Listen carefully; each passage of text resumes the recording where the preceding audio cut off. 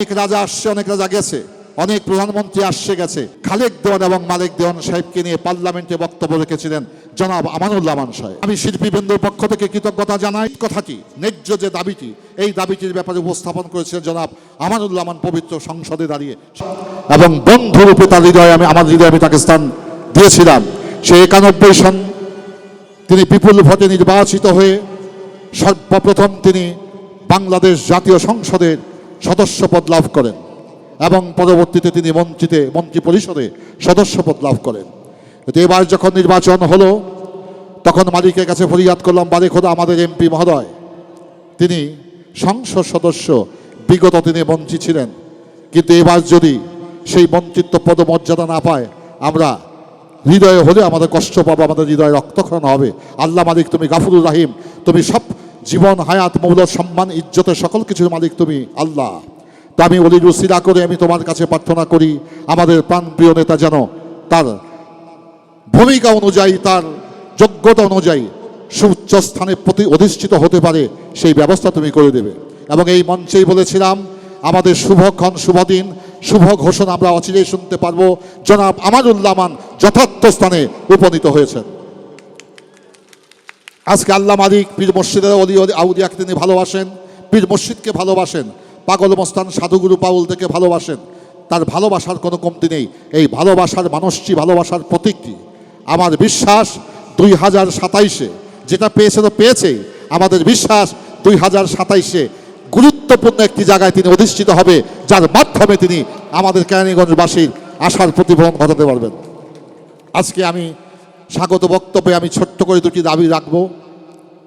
এই রাস্তাটি অত্যন্ত সরু, এখন কোনাখোলা থেকে ফরিদপুর, ভাঙা, বরিশাল, আমাদের পটুয়াখালী, কুয়াকাটা, ভাঙা, যশোর যত গাড়ি যায় সেটা খোলামোড়া ঘুরে যায় না, সেই গাড়িগুলো এখান দিয়ে পার হয়। তো যেদিন থেকে এই রাস্তা আমানুল্লাহ আমান ভাই করেছিলেন সেদিন তো মনে করলাম ভালো কাজই হয়েছে। এখন আমার ঘুমের 12টা বাজে গেছে, আমি আর ঘুম আসতে পারি না। আমার বিল্ডিং যেভাবে কাঁপে, এটা দুর্বল একটা বিল্ডিং। তো আমি ঘোষণা করছি, রাস্তা প্রশস্ত করতে যদি আমার বিল্ডিং ভাঙতে হয়, গভর্নমেন্ট যদি আমাকে ক্ষতিপূরণ নাও দেয়, এই সর্বপ্রথম বিল্ডিংটা ভেঙে দেব আমি। তাই এই রাস্তাটাকে প্রশস্তকরণের ব্যবস্থা গ্রহণ করবেন। সবচেয়ে বড় ব্যাপার, বৃষ্টি বাদল হলে আমাদের ড্রেনিং ব্যবস্থা নেই, পয় নিষ্কাশনের ব্যবস্থা নেই। যেহেতু আমাদের দক্ষিণ দিকে একটি খাল, বিশাল বড় একটি খাল, ক্যানেল, আমি মনে করি এখান থেকে খুব একটা বেশি টাকার প্রয়োজন হবে না। আমার ভাই যদি একটু সুদৃষ্টি দেয়, আমার মনে হয় 2027-এর মধ্যে আমাদের এই পয় নিষ্কাশনের ব্যবস্থাটা তিনি করে দেবেন। এইটা গেল আমার এলাকার পক্ষ থেকে আমার চাওয়া পাওয়া। এখন মূল বিষয়ে আসি। আব্দুল মালেক দেওয়ান, আব্দুল খালেক দেওয়ান, তার পিতা পীরে কামেল সাহসুফি দেওয়ান আলেপ চানসার পবিত্র 97তম বাৎসরিক মহাপ্রয়াণ দিবস। তিনি শুধু বাংলাদেশে নয়, পাকিস্তানে নয়, ভারতবর্ষে নয়, মালেক দেওয়ান এবং খালেক দেওয়ান এই দুটি ভাই সারা বাংলাদেশের সীমানা পেরিয়ে বিশ্ব ব্রহ্মাণ্ডে যারা লোকসঙ্গীতকে, বাউল সঙ্গীতকে প্রতিষ্ঠিত করে গেছিল। অত্যন্ত পরিতাপের বিষয়, অনেক মন্ত্রী আসছে গেছে, অনেক রাজা আসছে, অনেক রাজা গেছে, অনেক প্রধানমন্ত্রী আসছে গেছে, কিন্তু খালেক দেওয়ান এবং মালেক দেওয়ান সাহেবকে নিয়ে পার্লামেন্টে বক্তব্য রেখেছিলেন জনাব আমানুল্লাহ আমান সাহেব। আমি শিল্পীবৃন্দের পক্ষ থেকে কৃতজ্ঞতা জানাই যে এই উচিত কথাটি, ন্যায্য যে দাবিটি, এই দাবিটির ব্যাপারে উপস্থাপন করেছিলেন জনাব আমানুল্লাহ আমান পবিত্র সংসদে দাঁড়িয়ে। সেই কথাটি আমার মনে আছে, আমার রেকর্ড করা আছে।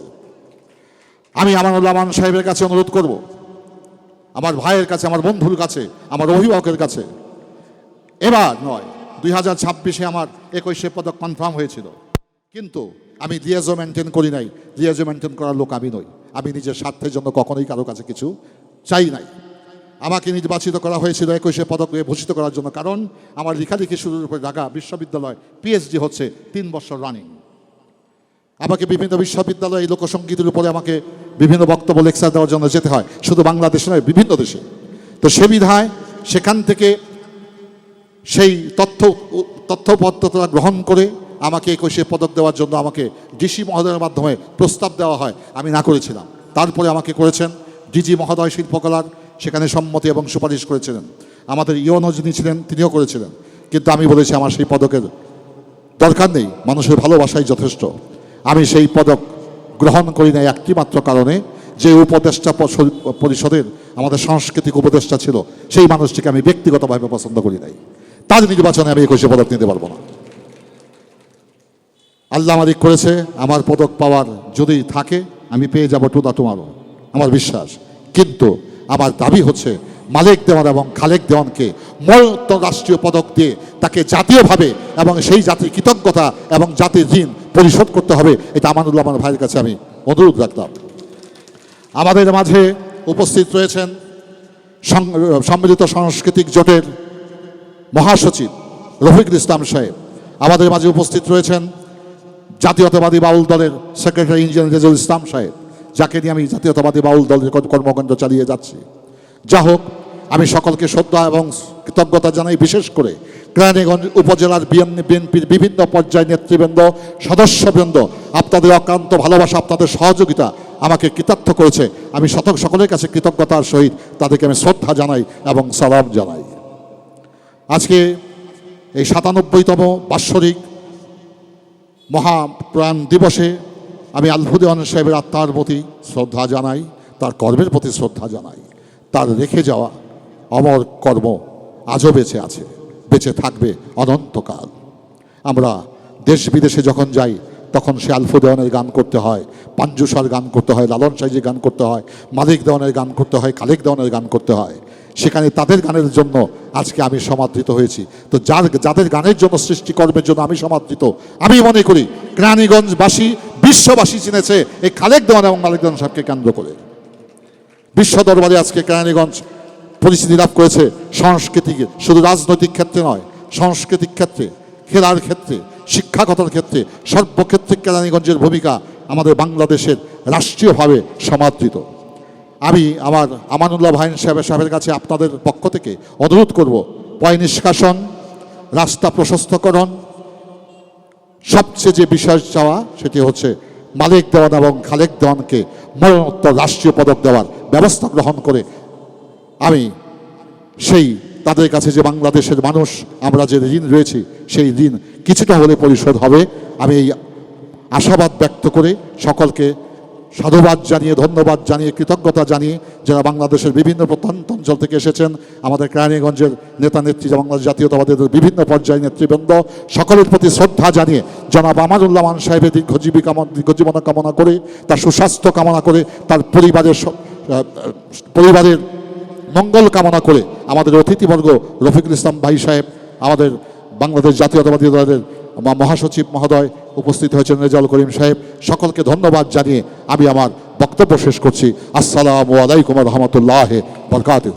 আমার বক্তব্য অবশ্যই অত্যন্ত স্বল্প পরিসরে আমি শেষ করব।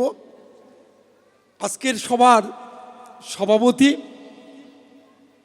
উপস্থিত প্রধান অতিথি, গণমানুষের নেতা, বিএনপির স্থায়ী কমিটির অন্যতম নবনির্বাচিত জনাব আমানুল্লাহ আমান এবং একই সাথে 90 দশকে স্বৈরাচার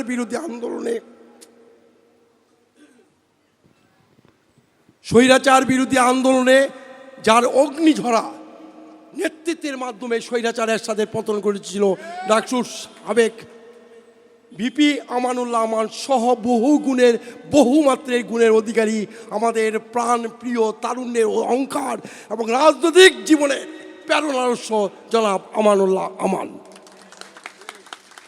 আজকের এই অনুষ্ঠানে আলফু দেওয়ানের 97তম মৃত্যুবার্ষিকীতে, প্রণয়ন দিবসে আমি তাকে শ্রদ্ধাপতির স্বরে স্মরণ করছি। একই সাথে স্মরণের পাশাপাশি আমি যে কথাটি বলে শেষ করতে চাই, বক্তৃতা দীর্ঘায়িত করব না, শিল্প, সংস্কৃতি এবং সংস্কৃতির চর্চাকে বেগবান করার জন্য, সংরক্ষিত করার জন্য শহীদ রাষ্ট্রপতি জিয়াউর রহমান বাংলাদেশের ইতিহাসে একটি অনন্য স্থাপনা সৃষ্টি করেছিলেন, সেটি হচ্ছে জাতীয় পুরস্কার। সেই জাতীয় পুরস্কারের অংশ হিসেবে দেশের বরেণ্য সাংস্কৃতিক ব্যক্তিত্ব এবং বিশিষ্ট ব্যক্তিত্বদের বিভিন্ন পর্যায়ে জাতীয় চলচ্চিত্র পুরস্কার, স্বাধীনতার পুরস্কার এবং 21 পদক প্রদান করেছেন। ঠিক এমনি ইচ্ছাতেই হোক, অনিচ্ছাতে হোক, স্বৈরাচারের ফ্যাসিস্টদের অত্যাচারের কারণেই হোক এবং নির্মম নির্যাতনের কারণে হোক, অনেক গুণী মানুষই কিন্তু 21 বার স্বাধীনতা পদক পায় নাই। এটা কিন্তু অনেকের মধ্যেই দুঃখ আছে, কষ্ট আছে। এই স্বীকৃতির মানুষ জীবিতকালীন সবাই চায়।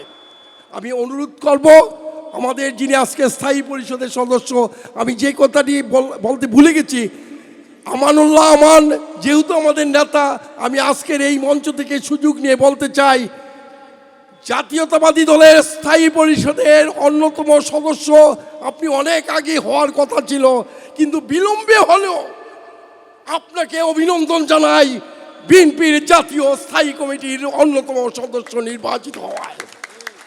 আমি অভিনন্দন জানাই দেশনায়ক তারেক রহমানকে তার সুচিন্তিত এবং বলিষ্ঠ সিদ্ধান্তের জন্য।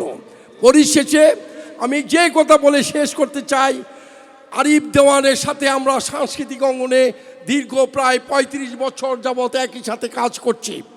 সেই কাজের ধারাবাহিকতায় খালেক দেওয়ান, মালেক দেওয়ান যেমন আমাদের ইতিহাস এবং গৌরব এবং সংস্কৃতির একটি অধ্যায়, ঠিক এমনি সুফিজমকে বাংলাদেশে প্রতিষ্ঠিত করার জন্য আরিফ দেওয়ানের ভূমিকাও অনন্য। তাই আমি মনে করি খালেক দেওয়ান, মালেক দেওয়ানকে যেমন মরণোত্তর পুরস্কারে ভূষিত করা উচিত, ঠিক তেমনিভাবে আরিফ দেওয়ানকেও 21 পদকে ভূষিত করা আমি দাবি জানাচ্ছি। এই কথাটি এই কারণে আমার নেতাকে বললাম, নেতা আপনি স্থায়ী পরিষদের সদস্য সেটা বড় কথা নয়, আপনি গণমানুষের নেতা, স্পষ্টবাদী নেতা, এবং আপনার দিকেই তাকিয়ে আছে এই কেরানীগঞ্জবাসী, সমগ্র দেশবাসী। আপনি একজন স্পষ্টবাদী এবং সত্যিকারের নেতা। তাই পরিশেষে আপনাকে শুভেচ্ছা অভিনন্দন জানিয়ে আমি ঢাকা থেকে এসেছি, প্রতি বছরই এই উরুষে আছি। সবাইকে আপনাদের শুভেচ্ছা অভিনন্দন জানিয়ে যারা উপস্থিত হয়েছেন সবাইকে অভিনন্দিত করে আমি শেষ করছি। আল্লাহ হাফেজ, আল্লাহ হাফেজ, বাংলাদেশ জিন্দাবাদ।